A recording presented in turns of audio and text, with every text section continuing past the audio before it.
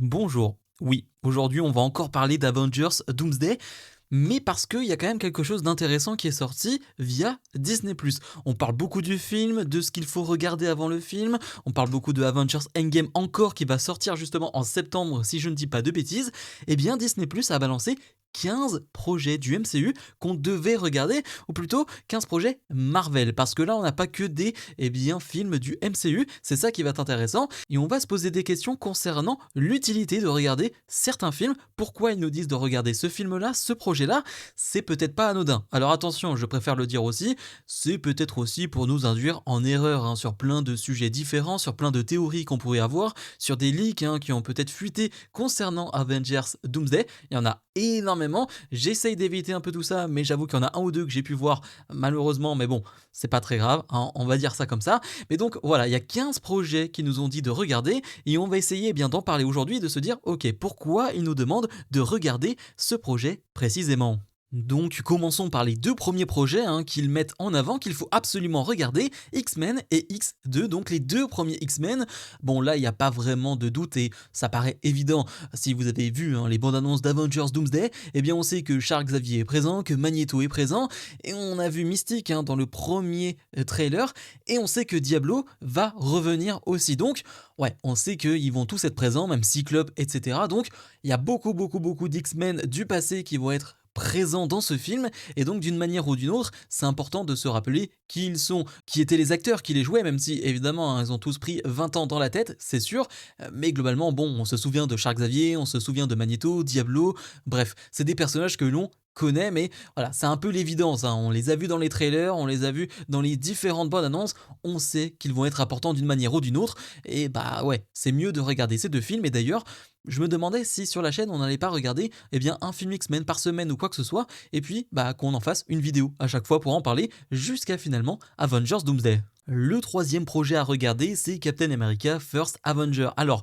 j'ai pas envie de rentrer dans les détails sur ce film-là parce que ça va être une thématique qu'on va retrouver après sur le côté vie volée dont parle Victor Doom dans finalement le dernier trailer de Doomsday. Donc, je vais pas aller très loin là sur First Avenger. Le truc, c'est que oui, on va voir Chris Evans donc de retour en Captain America. Enfin, pas vraiment en Captain America, mais il sera de retour. On l'a vu dans les deux trailers. Donc, oui, il sera important. Donc, il est important de nous remontrer qui il est réellement, comment il s'est créé, qui il était à la base, et pourquoi on parle de vie volée, ça on en reparlera par la suite.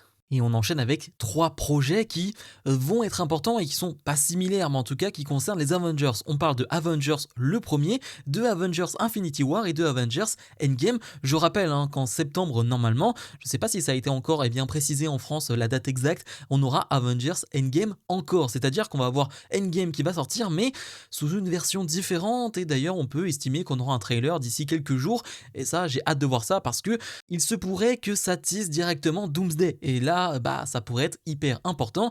Il se pourrait que dans ce film, on ait des scènes inédites. Donc évidemment, j'irai le voir au cinéma et on en reparlera sur la chaîne. Mais donc pourquoi ces films Avengers? Déjà pour évidemment nous montrer qui étaient les Avengers, parce que il y en a encore qui sont présents, notamment Thor, du Ant-Man, du Captain America, ou plutôt du Falcon qui est devenu Captain America, et bref, j'en oublie plein d'autres, mais surtout, on peut revenir sur le concept de vie volée, parce que c'est ça le truc le plus important, je trouve, qui a été dit dans le deuxième trailer de Doomsday, c'est ce concept de vie volée. C'est ce que dit Victor, vous avez volé des vies. Et c'est un peu ce qui s'est passé dans Endgame, c'est-à-dire qu'il s'est passé quelque chose dans Infinity War, et vu qu'ils n'étaient pas d'accord, on va dire, avec ce qui s'est passé, les Avengers, ils ont remonté dans le temps dans Endgame pour tout changer. Donc, ils ont volé des vies, entre guillemets. Et ça, ça va être hyper important. J'ai l'impression que ça va être une thématique du film. Et c'est aussi pour ça que cette deuxième bande-annonce m'a énormément plu parce que je savais pas trop le pourquoi du comment on allait avoir cette histoire autour de Doom. Là, ça paraît être plus clair. Et donc, ce concept de vie volée, oui, fait totalement sens avec notamment Infinity War plus Endgame. Donc, c'est des visionnages qui vont être hyper importants. Mais comme je l'ai dit, je pense que le plus important va être surtout de voir Endgame encore qui va sortir d'ici quelques semaines, maintenant un mois, quelque chose comme ça. Et j'ai très hâte. On passe ensuite à Loki saison 1 et saison 2 en vérité, surtout la saison 2 parce que la fin de la saison 2, pour ceux qui ne l'ont pas vu, spoiler, même si, clairement, même si c'est pas dans les obligations de voir ça par rapport à Doomsday ou quoi que ce soit, il faut absolument regarder Loki parce que c'est excellent, vraiment, c'est l'une des meilleures séries Marvel, mais largement et de loin. Mais donc, à la fin de cette saison 2, Loki devient le gardien du multivers.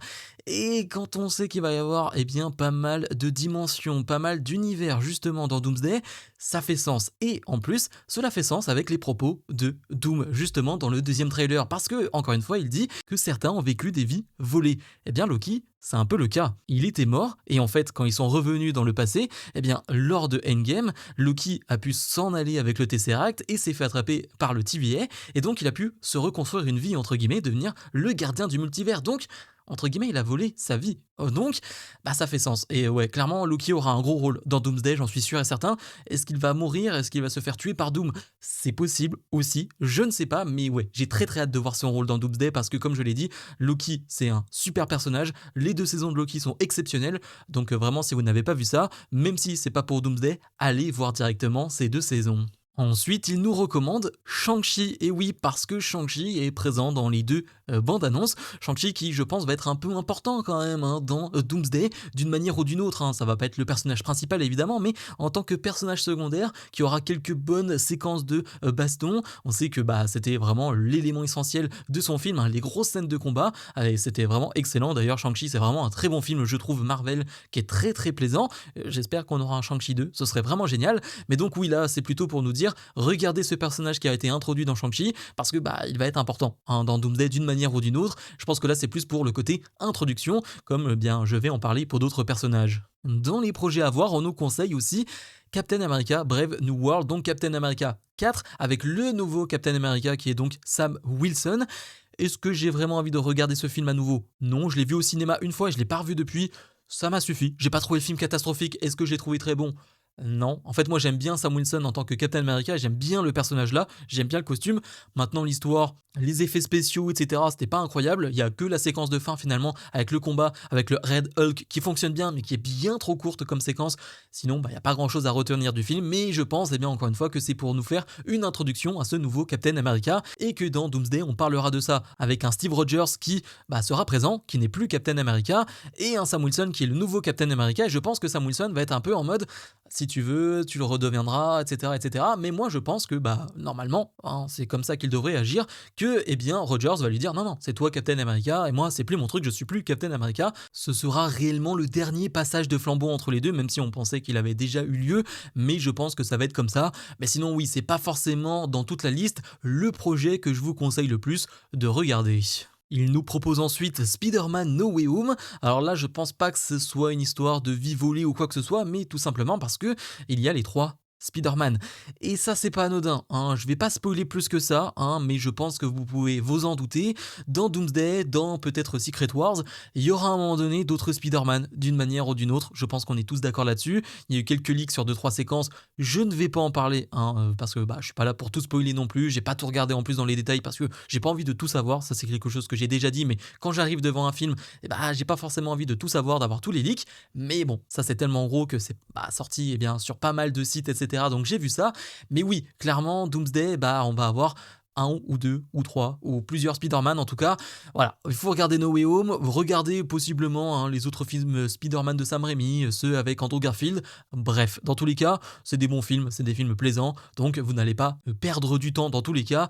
Je vous conseille quand même d'en regarder et de regarder surtout No Way Home, parce que ouais, je pense qu'il va y avoir quelques séquences avec un certain Spider-Man. Ensuite, il nous conseille de regarder Black Panther Wakanda Forever. Pourquoi? Je parlais tout à l'heure d'introduction pour Shang-Chi. C'est une introduction aussi au personnage de Shuri qu'on a déjà vu évidemment dans le premier Black Panther, qu'on a vu dans Infinity War dans Endgame, mais là, son introduction en tant que Black Panther. Et oui, suite à la mort de Chadwick Boseman, elle a pris ce rôle justement de Black Panther. Et c'est dans ce film-là, dans Wakanda Forever, qu'elle prend totalement ce rôle, qu'elle est le Black Panther. Et on l'a vu pareil dans les 2 bandes annonces. On l'a vu notamment avec les 4 Fantastiques. Est-ce que elle va avoir un gros rôle? Je pense, oui, pareil, il y a quelques leaks à ce niveau-là, mais ouais, clairement, c'est Black Panther, elle va avoir un gros rôle dans le film d'une manière ou d'une autre, pour allier peut-être plusieurs peuples, comme je l'ai dit, les 4 Fantastiques avec les Wakandais, à voir ce que ça va donner, mais voilà, c'est clairement un conseil qui est donné par Disney+, et honnêtement, j'ai passé un bon moment devant Wakanda Forever. C'était pas le meilleur Black Panther, je préfère quand même le premier, oui, mais parce qu'on sait qu'il y a eu des problèmes de production, notamment suite à la mort de Chadwick Boseman, ils ont dû changer pas mal de choses, donc voilà, moi j'ai quand même des reproches à faire sur le film, mais en même temps, ils ont tellement eu de contraintes et tellement eu de problèmes que je trouve que ce serait difficile et très dur de notre part de totalement critiquer le film. Moi, c'est un film qui m'a énormément plu, mais énormément ému surtout. Donc voilà, dans tous les cas, c'est pas un mauvais visionnage. Il vous conseille ensuite de regarder Deadpool et Wolverine. Alors, oui, c'est des séquences qu'on n'a pas forcément vues directement, mais qu'on a vues après. Lorsque que les deux trailers ont été diffusés à deux endroits différents, on a vu dans un premier temps, je crois que c'est Deadpool qui était venu, donc Ryan Reynolds, et là pour la deuxième fois, la D23, on a eu une séquence vidéo avec Hugh Jackman qui parlait sous la contrainte, sous les menaces de Deadpool et donc de Ryan Reynolds, et et les deux te disaient, si vous avez besoin d'aide pour Doomsday, on est là, il n'y a pas de souci là-dessus. Alors est-ce que c'est un teasing? Oui, clairement, les deux seront dans le film. Enfin, je veux dire, ça n'aurait aucun sens de nous teaser à ce point-là que les deux sont dans le film pour finalement qu'ils ne le soient pas. Et donc mater Deadpool et Wolverine, c'est forcément une bonne idée de voir un peu où en sont les deux personnages, comment les deux se sont rencontrés, pourquoi, le comment, et surtout Deadpool et Wolverine, c'est quand même un super film, très très fun. Encore une fois, c'est pas du grand cinéma, mais c'est quand même un film très très fun. Et depuis tout à l'heure, je dis que vous ne perdrez pas de temps en regardant ce film, c'est le cas, vous allez vous amuser si vous ne l'avez pas encore vu. Ensuite, il nous conseille Doctor Strange in the Multiverse of Madness. J'avoue que j'ai réfléchi et j'ai pas trop compris le pourquoi du comment et je me pose pas mal de questions. Parce que dans un premier temps, je me suis dit, encore une fois, on parle de vie volée. J'ai pensé à Wanda et évidemment, sa quête de récupérer ses deux enfants. Mais sinon, je pense qu'ils auraient demandé de regarder WandaVision. Parce que c'est plus dans WandaVision qu'on voit réellement sa quête de faire cela. Même si c'est la poursuite, c'est la suite finalement dans Doctor Strange 2. Et après, je me suis demandé, est-ce que c'était pas plutôt lié au multivers? Pour te lier au multivers, pour comprendre un peu le multivers, même si, Doctor Strange Multiverse of Madness était pas non plus le meilleur film en termes de multivers. Je pense qu'on attendait tous mieux à ce niveau-là. Moi, j'ai passé un bon moment devant, mais parce que il y avait Wanda en méchante et que ça fonctionnait bien. Mais d'un point de vue multivers, on n'était pas comme des dingues devant le film. Donc, est-ce que c'est vraiment par rapport à ça? Est-ce que c'est pour parler du multivers, justement, pour nous faire comprendre ce que c'est le multivers qu'il nous demande de regarder ce film? Ou justement, c'est pour parler de Wanda? Moi, je pense plus que c'est pour le multivers. Encore une fois, Wanda, je pense pas qu'elle sera dans Doomsday. Secret Wars, à voir, notamment avec le White Vision, donc avec Vision, vu qu'il va y avoir la série Vision Quest qui va sortir d'ici quelques semaines, je pense que ce sera plus pour Secret Wars, mais pour Doomsday, je n'y crois pas. Ensuite, il vous conseille de regarder les Thunderbolts et déjà allez voir les Thunderbolts en fait si vous ne l'avez pas vu, parce que je sais que c'est un film qui n'a pas énormément fonctionné au box-office.